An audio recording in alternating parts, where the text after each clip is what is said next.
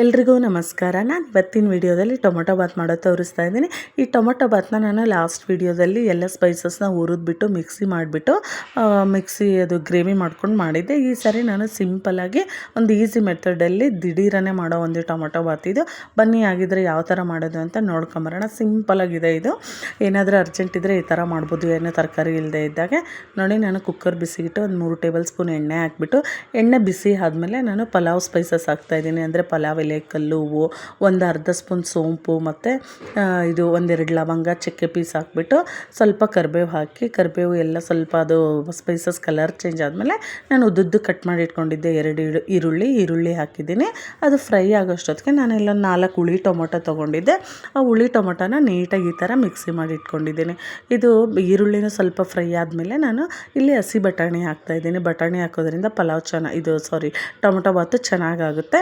ಆಮೇಲೆ ಇದು ಸ್ವಲ್ಪ ಫ್ರೈ ಆದಮೇಲೆ ಇದಕ್ಕೆ ನಾವು ಶುಂಠಿ ಬೆಳ್ಳುಳ್ಳಿ ಪೇಸ್ಟ್ ಕೂಡ ಹಾಕಬೇಕು. ಇವಾಗಲೇ ಅದು ಶುಂಠಿ ಬೆಳ್ಳುಳ್ಳಿ ಪೇಸ್ಟ್ ಆದ್ರೂ ಹಾಕಿ, ಇಲ್ಲ ನಾವು ಆವಾಗಲೇ ಮಾಡ್ಕೊಂಡಾದ್ರೂ ಹಾಕಿದ್ರೂ ಘಮ ಚೆನ್ನಾಗಿ ಬರುತ್ತೆ. ಶುಂಠಿ ಬೆಳ್ಳುಳ್ಳಿ ಪೇಸ್ಟ್ ಹಾಕ್ಬಿಟ್ಟು ಅದನ್ನು ಸ್ವಲ್ಪ ಎಣ್ಣೆಲಿ ಫ್ರೈ ಆದಮೇಲೆ ಇದಕ್ಕೆ ಪುದೀನ ಸೊಪ್ಪು ಹಾಕಬೇಕು. ಈ ಪುದೀನ ಸೊಪ್ಪು ಹಾಕೋದ್ರಿಂದ ಫ್ಲೇವರು ಟೊಮೊಟೊ ಬಾತು ಸಕ್ಕತ್ತಾಗಿ ಬರುತ್ತೆ. ಪುದೀನ ಫ್ಲೇವರ್ ಅಂತೂ ಸೂಪರಾಗಿರುತ್ತೆ ಇದು ಟೊಮೊಟೊ ಬಾತಲ್ಲಿ. ಸೊ ನಾನು ಒಂದು ಕಪ್ ಅಕ್ಕಿಗೆ ನಾನು 1 ಹಿಡಿಯುವಷ್ಟು ಪುದೀನ ಹಾಕಿದ್ದೀನಿ. ಹಾಕ್ಬಿಟ್ಟು 1-2 ನಿಮಿಷ ಫ್ರೈ ಮಾಡಿಬಿಟ್ಟು ಆಯಿಲಲ್ಲಿ ಟೊಮೊಟೊ ನಾವು ಮಿಕ್ಸಿ ಮಾಡ್ಕೊಂಡಿದ್ವಲ್ಲ ಆ ಟೊಮೊಟೊನ ಹಾಕಿ 1-2 ನಿಮಿಷ ಫ್ರೈ ಮಾಡಬೇಕು.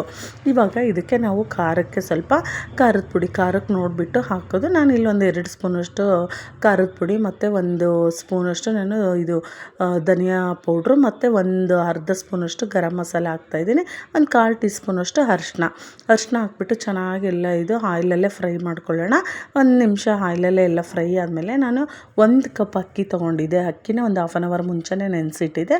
ಸೊ 2 ಕಪ್ನ ನಾನು ನೀರು ಹಾಕ್ಬಿಟ್ಟು ಚೆನ್ನಾಗೆಲ್ಲ ಅದು ಮಿಕ್ಸ್ ಆಗಿ ಕುದೀತಾ ಇರಲಿ. ಇವಾಗ ರುಚಿಗೆ ಉಪ್ಪು ಹಾಕಬೇಕು.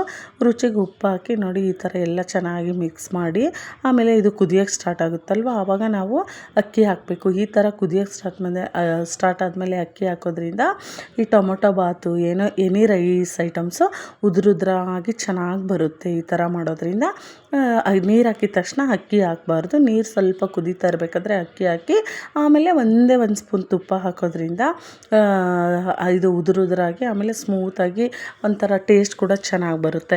ಇವಾಗ ಒಂದ್ಸರಿ ನಾವು ಉಪ್ಪು ಎಲ್ಲ ಚೆಕ್ ಮಾಡಿಕೊಂಡು ಟೇಸ್ಟ್ನ ಲಿಡ್ ಕ್ಲೋಸ್ ಮಾಡೋದು ಅಷ್ಟೇ. ನೋಡಿ, ಸಿಂಪಲ್ಲಾಗಿ ಇದು ಬೇಗನೆ ಆಗುವಂಥ ಒಂದು ರೆಸಿಪಿ. ಎಷ್ಟು ಈಸಿಯಾಗಿ ಮಾಡ್ಕೋಬೋದು. ಏನಾದರೂ ಅರ್ಜೆಂಟ್ ಇದ್ದರೆ ಈ ಥರ ಮಾಡ್ಬೋದು.